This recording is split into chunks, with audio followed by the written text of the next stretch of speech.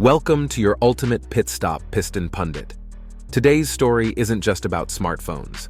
It's a head-on collision between politics, tech, and the global supply chain highway. US President Donald Trump has launched a blistering critique at Apple CEO Tim Cook, railing against the company's increasing pivot to India for iPhone manufacturing.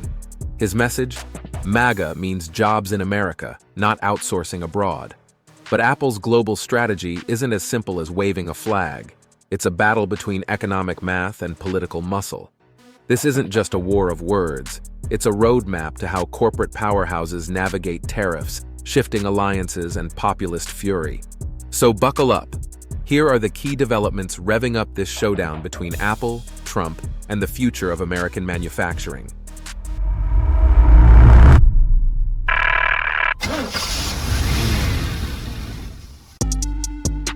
Trump versus Cook, when policy and profit collide.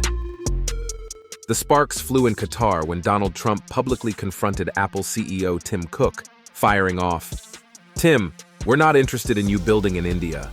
It wasn't just a jab, it was a full-throttle return to Trump's America First mantra, demanding US-based manufacturing from one of the world's most profitable companies. Their relationship has always been a strategic dance. Cook once earned Trump's praise, and the nickname Tim Apple, as he lobbied behind the scenes to shield Apple from tariff fallout. But that careful balance has now been shattered. Apple's plan to shift over 25% of global iPhone production to India by 2026 has Trump fuming. He views it as corporate abandonment at a time when Apple could be reinvesting billions into American factories.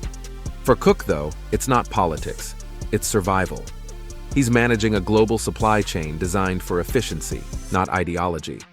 Trump sees offshore production as betrayal. Apple sees it as business necessity. And caught in the middle is a growing divide between economic pragmatism and political populism, which brings us to Apple's calculated escape route, India. Apple's supply chain pivot, betting big on India. Apple's move to India wasn't impulsive. It was a calculated shift years in the making. Since 2020, India's massive workforce, government incentives, and Prime Minister Modi's manufacturing push made it an increasingly attractive alternative to China. For years, China was Apple's production powerhouse, thanks to its streamlined logistics and skilled labor. But escalating US-China tensions, rising costs, and disruptive COVID lockdowns exposed the risks of over-reliance. Apple needed a backup lane, and India opened the door. By early 2025, India produced nearly 14% of all iPhones, including Pro models. In just 1 month, over 3 million Indian-made iPhones shipped to US customers.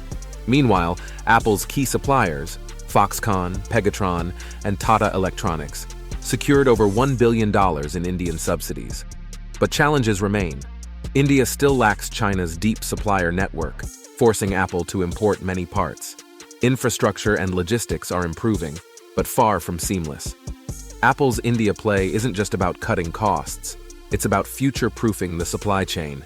Still, what was meant as a smart hedge has now drawn Trump's fury and Washington's attention.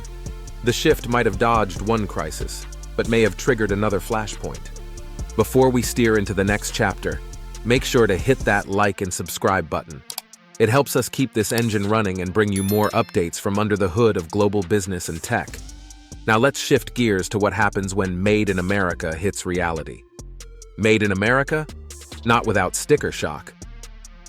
Trump's demand for US-built iPhones might sound like a rally cry, but under the hood, it's an economic pothole.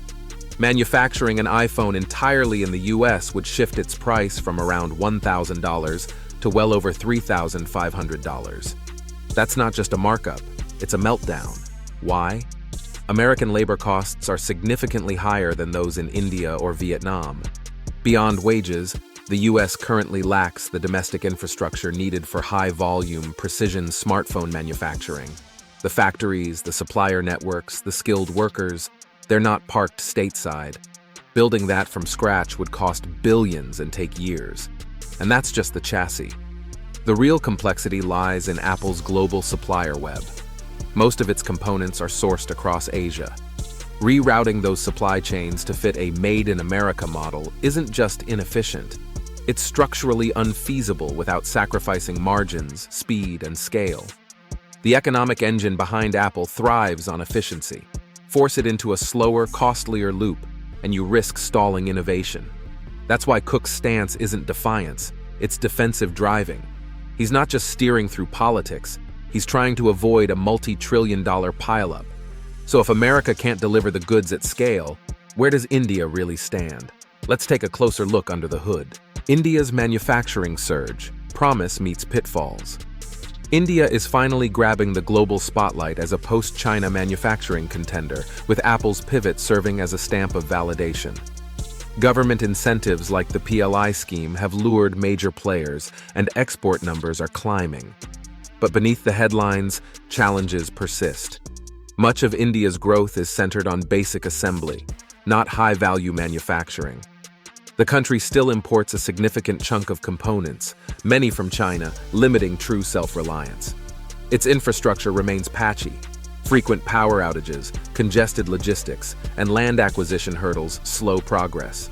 Red tape and unpredictable taxes only add friction.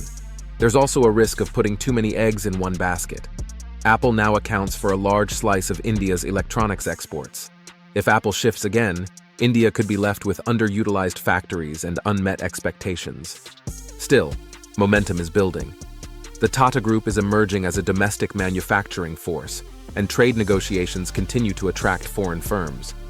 But to truly rival China, India must evolve from an assembler to a fully integrated supply chain ecosystem. If it succeeds, it won't just support Apple, it could drive the next global industrial revolution. And if India's star begins to dim, there's another twist waiting in the wings. Trump's trade game is back in motion. Tariff tensions and the geopolitical gridlock. Trump's trade engine is revving back to life. This time, the target isn't Beijing, it's New Delhi.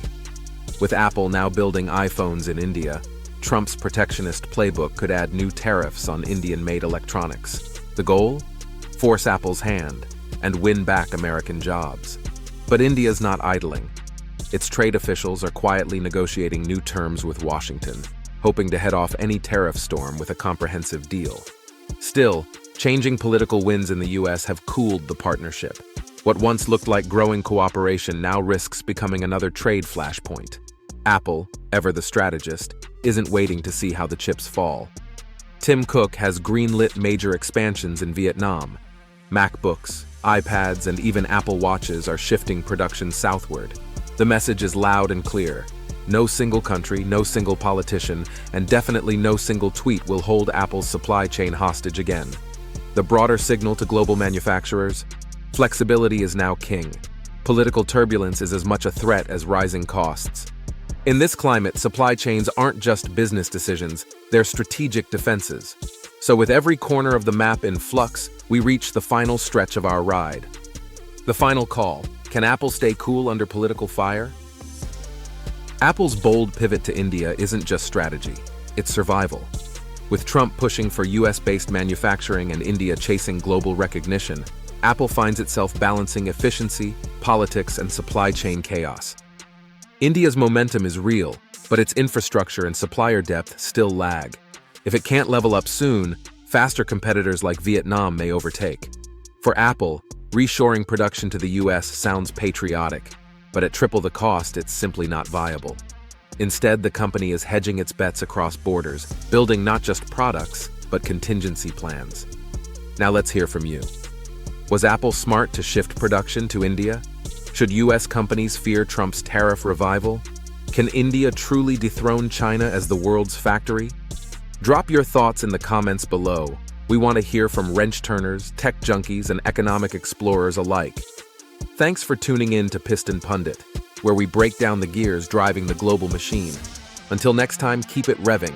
You can now check out any of the videos on the screen. There's plenty more to explore.